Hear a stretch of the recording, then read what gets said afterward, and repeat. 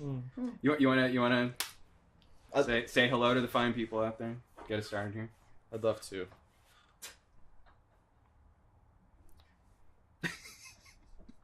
I'm just thinking about what I'm gonna say. Sure. Yeah. No. Take it. Collect your thoughts. Because did I mention we're not really professional hosts or anything like that? I had no idea. Is everyone ready? Yes. Okay, fantastic. Great googly moogly. Welcome back. This is Movies You May Have Missed, the show where we talk about movies you may have missed. Yes. It's a special one. Very special episode today, guys. Because we're not really talking about a movie today so much as we are interviewing one of the directors of a movie we just recently covered on the show. What? I know, it's very exciting. Allow me to introduce to you Ms. Jac Schaeffer. Jac Schaeffer. Well, I was not. No, you weren't Mrs. Jac. I was like, you forgot my name already. Ms. Jac Schaeffer. Yes. No, I'm a miss. I'm single. There you go. What? I couldn't see either hand. The director, producer, writer of TiMER, a movie we just covered recently on the show. Very excited to have you. Thank you for joining us. Thank you. And I guess at the time of this release, your movie is in theaters. Wow, really? Oh, that's awesome. That's Yeah. really exciting. It's like, I mean, it's like like the tingles. it happens. It's like it's time currently in theaters, travel. right? Yeah. Yeah, it's still in theaters. It's not out on DVD yet. You fired up? I'm super fired up. It's It's a pretty gonna big be deal. in LA and New York, and yeah. At the Lemley and we didn't know. We Village didn't know East. the Village East in New York. Yes. New York City. I need to look that up. There's an address for it. Oh, Maybe it can be on. it's probably your the site. Village East. That's my favorite. Is it? Of all of the East Village. Village movie theaters. All of the Village There you theaters. go. Right. Wow. That's where I grew up. Was See, I'll just say the Village. Lemley is one of my favorite in Los Angeles. But no, it is very exciting, and it's been on the what's it called? What's the name Video of the on- festival?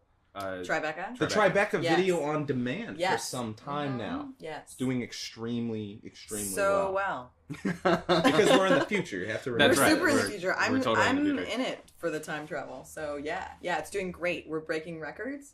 They've actually That's the excellent. world has decided that video on demand is the new way to release movies, and everybody is. You're right, And it's because my movie was the breakthrough. Wow. That's right. So thank you. So first up, why the little I in the title?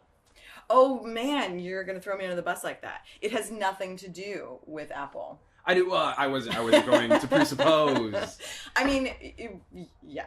I'm not really supposed to admit that kind of thing, but it was an aesthetic thing that actually it came about. I was very, very early when I was writing the first draft. I emailed a friend and was talking to her about it, and she emailed back in all caps because she was excited about the concept. And in her excitement, she was at work and she typed it really fast. Everything was in caps except for the I and timer. And I was like, that is sweet. Let's do that. So it came from that, and then later people were like, oh, like iPod and iPhone, and I was like, exactly. That is a much better explanation than, hey, my friend couldn't handle her caps lock key. So I never went there. I never thought it had Really? anything Oh, to do good. with Oh, it. see, I thought it was yeah. a typographic decision to No, be able to emulate the shape of a it's human. a typographic decision. That was okay. what was the end of it? Because you To- get to to have a emulate metaphor the in your shape of a typography human. that looks like a person, and it's a humanistic association inside of this shell, this very rigid, capitalized shell, and it's sort of about breaking the mold. That's what. Yeah. See, he's What he taking said. it the Nintendo thing, like with the Wii, Yeah. with the two eyes, and they look Yeah. like two little people well, playing. the little people who make the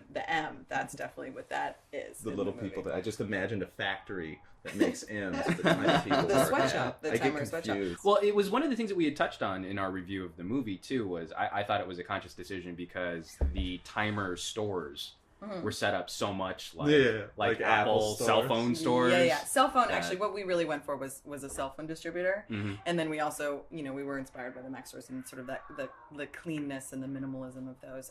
But the cell phone thing was we wanted to really create like a lifestyle that because that's what cell phones do right now. It's like, get this phone and you'll have a hot girlfriend, or you'll have lots of healthy babies and a good job. Well, And so that's what we were doing. For me, the home run of the cell phone metaphor is when you ask to speak to a manager, and it's like some guy Yes. who's like 20 who Yeah. comes out like trying to like feel really corporately representative, Mhm. but you're like, dude, you've worked here for 2 months, haven't Right. you? And he's like, yes, but sir, you have to keep in mind that's policy. And that's every trip, or rather, Yeah. every generic cell phone brand trip I've had Marie kind of freaked Right. out a little to bit try when we and get mentioned the brand satisfaction. name.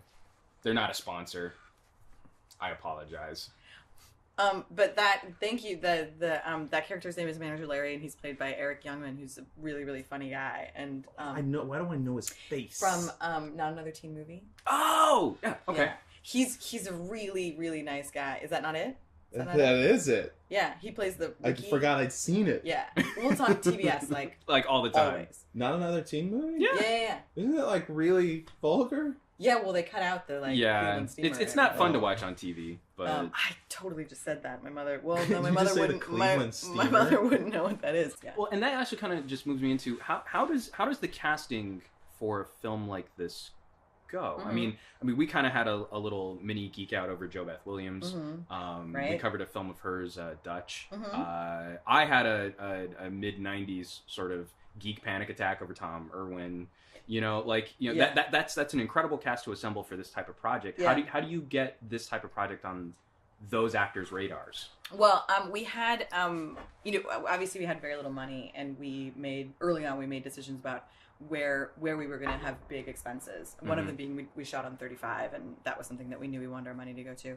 And we, or do we like that? Does that make everybody happy? No, we had because we had a debate on whether or not this was digital with a film grain added. So I just technically lost that debate. But anyway, no, please continue. But we wanted a casting agent. We wanted casting directors to be involved because we knew as inexperienced filmmakers that nobody was going to really pay attention to us, and I didn't have representation at the time, so Gotcha. I had no inroads at all. So we found these really terrific CFB is what they're called, Anya Koloff and Amy Britt. I always get their last names swapped. Rosencrantz and Guildenstern. Exactly, yeah. But they're fantastic women, and they do a lot of TV. So that's why people like Tom Irwin. Yeah. Because they're TV staples. Yeah. Totally. And so we had a lot of people come in and read, which was great because people don't always want to do that. And then there were certain parts that they were like, we think this person would be great. Let's just do an offer. And Tom Irwin was one of those people. Awesome. And I mean, come on. Yeah. I was like, yes, yes. Yes. And then a little bit more yes on Tom Irwin. And Jo Beth, yeah, that was crazy.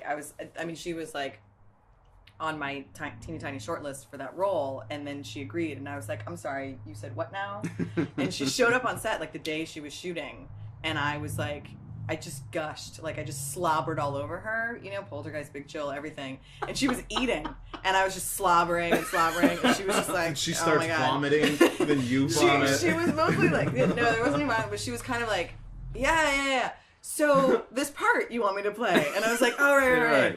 And we were doing like a fitting or something that day, and I kept just like on and on with all of the like, oh my God, this is a big deal. And she was like, so you want me to wear the blue top? Like, she was like, can you just let a sister leave the set and can we be done with this? And so she was really nice. I calmed down eventually, but that was kind of amazing. I also had a mini panic attack at the guy who played Dan the Man. Yeah? Yeah. Desmond? Yeah, because I didn't recognize him, and then I saw The Messenger. That was the first time you're the only person who goes to The Messenger. That was the first time I ever saw Desmond and was like, who is that person? Bowl haircut, Alain. Yeah. Don't do it. Yeah, like he was Jean. Jean. Jean. He was like her, like He stopped her from cutting her hair with a knife. He stopped her from everything. He was always right by her, being like, I don't think this is safe, Jean. Yeah, and I found him dazzling. I thought he was so interesting in that movie. And then he went on to do, obviously he's on Dexter, and he was on Gossip Girl, and all the many things that he's done. But that was always my go-to. And we actually got him. He was also on my short list early on because it's actually a very small role, and I needed somebody who would basically I needed someone that like women would just be like, yeah, that's a sexy man, and he doesn't really have to say a lot, and I'm into it because the character of Mikey is so appealing for all of his different ways. You need someone equally appealing, but in a totally different, very different way. And I'm different sorry, spectrum. I was busy that week and I couldn't make it. I know. Well, we offered, and your people were just like, Yeah. he doesn't have time, and I was like, all right. barbecuing. It was barbecue. That's okay. It's important. You gotta get the meat just so Because you don't want to give anyone food poisoning. right. Yeah, It's gotta- selfless. Is that's really right. what that came down Yeah.